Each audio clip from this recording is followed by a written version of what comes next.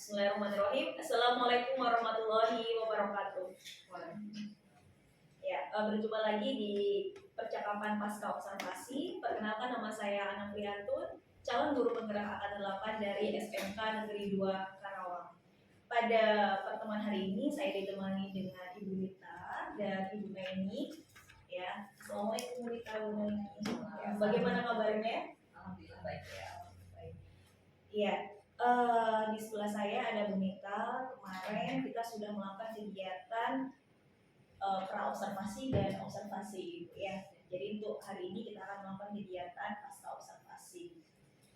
Kemudian di samping kiri saya ada Bu Naini, beliau adalah pengajar praktik dari Pendidikan Guru Penggerak Angkatan 8. Ya.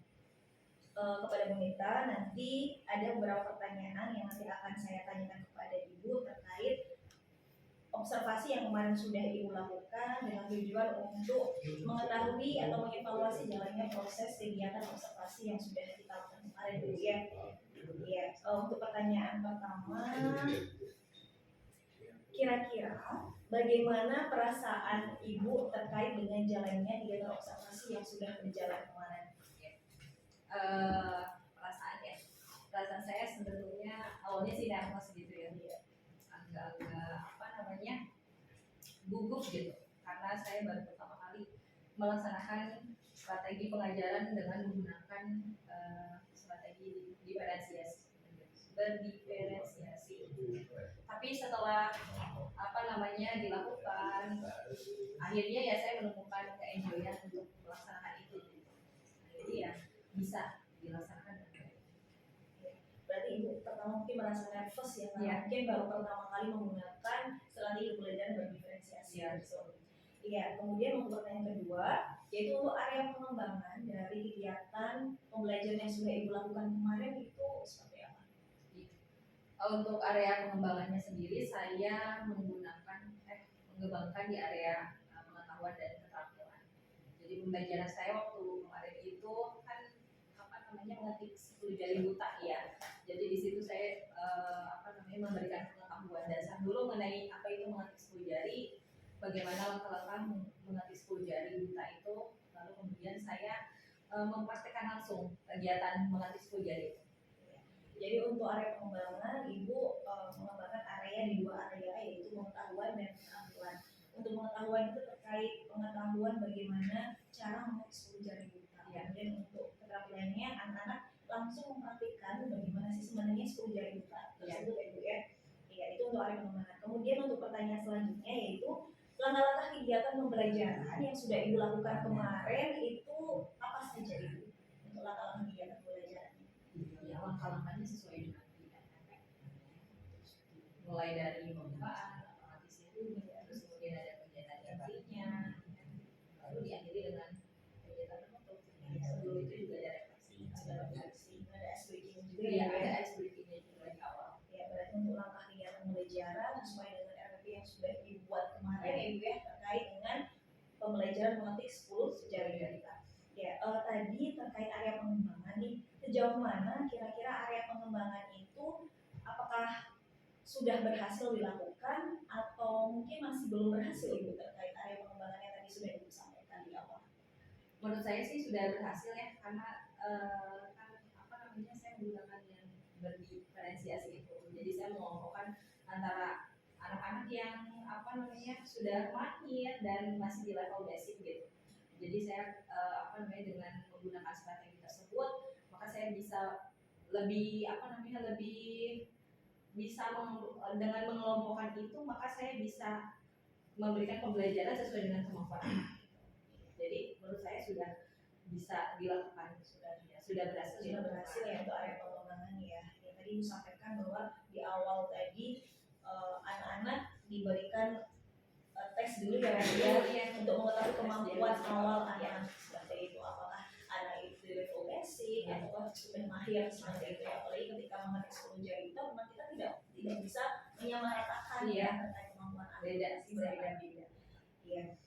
Kemudian ini Bu, untuk kendala atau hambatan yang mungkin kemarin Ibu hadapi ketika kegiatan proses pembelajaran berlangsung itu apa? Ya, bisa diceritakan? Ya, ternyata di lapangan ada aja yang mungkin kendala ternyata. Iya. Ya mulai dari visi yang ternyata ada beberapa visi yang juga bisa digunakan gitu. Terus instalasi program mengetik 10 jari ya, typing masternya juga ternyata di beberapa komputer juga ada yang belum terinstall dengan baik gitu. Jadi itu sih kendalanya. Terus kemudian ada dari anak juga. Dari anak ya, gitu bagaimana? Ternyata ya ya anak-anak tuh ya kadang dia menemui kejenuhannya gitu, maksudnya kadang-kadang bosan gitu, terus kurang fokus lah, itu kendala dari anak. Jadi untuk kendalanya ini yang saya simpulkan tadi ada dua ya Bu, ada kendala teknis dari visinya yang mungkin ada beberapa visi yang tidak menyala, dan ada tadi aplikasi Time Master yang belum sepenuhnya ada di setiap visi di web 3 gitu ya. Kemudian untuk kendala yang kedua dari segi anaknya sendiri, kadang-kadang anak kurang merasa fokus karena jenuh dan sebagainya, itu kendalanya ya. Nah, dari kendala-kendala atau hambatan tersebut, kira-kira Ibu tahu tidak kira-kira mengapa sih kendala itu bisa terjadi ketika proses pembelajaran yang sudah Ibu lakukan? Ya, saya menyadari ternyata ya kendala di pembelajaran itu ternyata pasti akan ada aja gitu ya. Terus saya pikir kenapa kendala ini terjadi? Ternyata ya kurangnya saya juga koordinasi dengan guru lab, iya kepala lab, iya. Jadi saya kurang koordinasi juga dengan kepala lab. Kenapa sampai terjadi hal misalkan tadi komputernya tidak berjalan dengan baik, terus si typing masternya juga belum terinstall, gitu. Terus kalau dari sisi anak-anak ya peserta didik, karena mungkin melelahkan juga ya mengetik 10 jari gitu kan, iya. Mungkin saya juga harus memberikan games di pertengahan pembelajaran, itu juga mungkin perlu disisipkan lagi gitu. Walaupun di awal sudah ada tadi kita melakukan ice breaking. Jadi di awal tuh ice breakingnya itu melatih fokusnya, ya. Tapi mungkin di tengah-tengah kita harus menyelipkan juga games supaya mereka bisa bangkit lagi semangatnya buat mengetik gitu. Nah, itu menurut saya itu adalah rencana Ibu ya. Jadi nanti untuk rencana ke depan mungkin Ibu akan komunikasi dulu kepada kaleb, kemudian nanti juga akan menyelipkan ice breaking juga, tidak hanya di awal tapi juga di pertengahan bahkan mungkin, karena memang harus belajar itu. Nah, itu kadang-kadang memang melelahkan Ibu ya. Iya, karena butuh konsentrasi juga seperti itu. Iya, semoga nanti rencana yang tadi sudah Ibu minta sampaikan itu bisa terrealisasi Ibu ya dengan baik, dan semua kegiatan belajar juga bisa berjalan lebih baik lagi seperti itu. Ya, kira-kira nih Bu, tadi kan Ibu sudah menjelaskan tentang rencana ke depan nih sebelum Ibu nanti melakukan kegiatan pembelajaran lagi. Kapan kira-kira Ibu akan melakukan perubahan dari rencana yang tadi sudah Ibu sampaikan? Perubahan itu harus secepatnya dilakukan ya. Jadi mungkin ke depannya ya di setiap pembelajaran yang saya akan lakukan itu akan saya ya misalnya tadi games di pertengahan itu masih lakukan gitu. Jadi ya secepatnya akan saya ya mungkin di awal pembelajaran bulan November. Jadi kemungkinan perlu melakukan perubahannya di awal bulan November, belajar di awal bulan.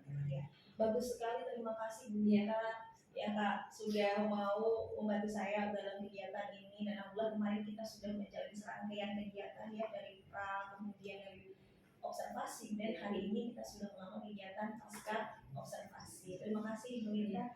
Untuk selanjutnya saya akan memberikan kesempatan kepada Ibu Naini selaku pengajar praktik untuk memberikan umpan balik atau tanggapan dari persiapan pasca supervisi yang sudah saya lakukan tadi.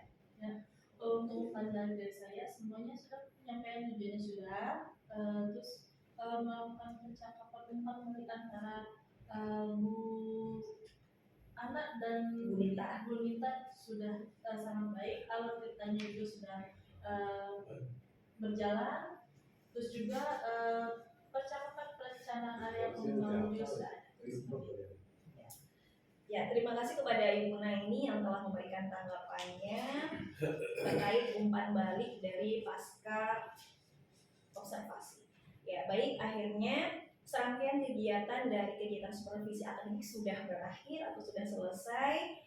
Dari kegiatan pra observasi, kemudian kegiatan observasi, kemudian hari ini kita sudah menyelesaikan yang terakhir yaitu pasca observasi. Terima kasih kepada Ibu Naimi dan kepada Ibu Nita. Saya ucapkan wassalamualaikum warahmatullahi wabarakatuh. Waalaikumsalam.